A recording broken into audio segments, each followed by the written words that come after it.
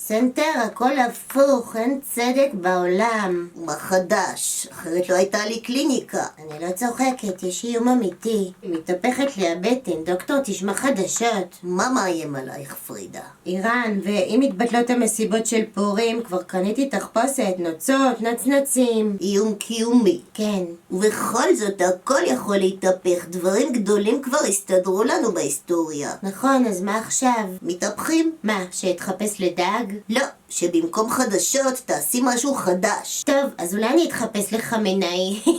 חשוך מדי. אז אולי לחמניה. בדיוק, חמניה תמיד מסתובבת לאור. יופי, אז גם אני. קצת אור בבית, קצת חום בלב וחמין טוב על הפלטה.